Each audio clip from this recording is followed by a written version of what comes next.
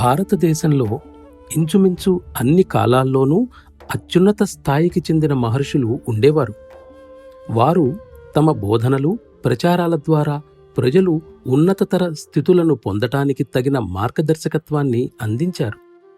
తన అంతర్గత శక్తులతో సామాన్య మానవులను ప్రేరేపించగల మహాత్ములు మాత్రమే మన ఆధ్యాత్మిక సాధనలో సరియైన మార్గదర్శి కాగలరు. ఆయన మాత్రమే మనలోని సంక్లిష్టతలను గమనించి మన నిజమైన అవసరాలను అవగాహన చేసుకుని ఆ మార్గంలో మనలను ముందుకు నడిపించి చివరకు ఆ అత్యున్నత చిట్టచివరి స్థితికి చేర్చగల మార్గదర్శి.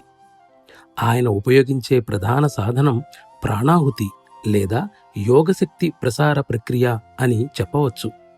ఆయన మన అంతరంగ స్వభావాలను క్రమపరిచి మనలో క్రమంగా పరివర్తన కలిగించగలరు. మనలో తక్షణమే మార్పును తేగల ఒకే ఒక సఫలవంతమైన ప్రక్రియ అదే.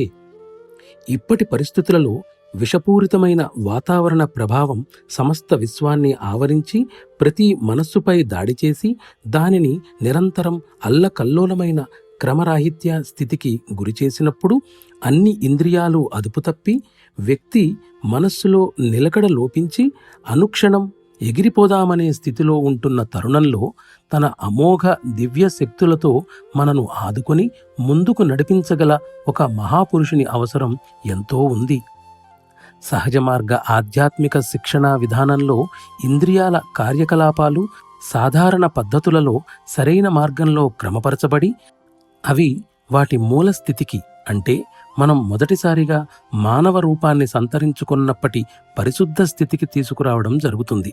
అంతేకాక స్వతంత్రంగా వ్యవహరించే క్రింది స్థాయి వృత్తులు ఉన్నత స్థాయి చేతనా కేంద్రాల అదుపులోకి తీసుకురాబడి తద్వారా వాటి కుటిల చర్యలు నిలిపివేయబడతాయి.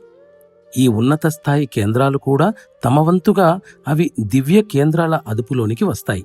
తద్వారా సమస్తం దివ్యమైనదిగా తీర్చిదిద్దటం మొదలవుతుంది.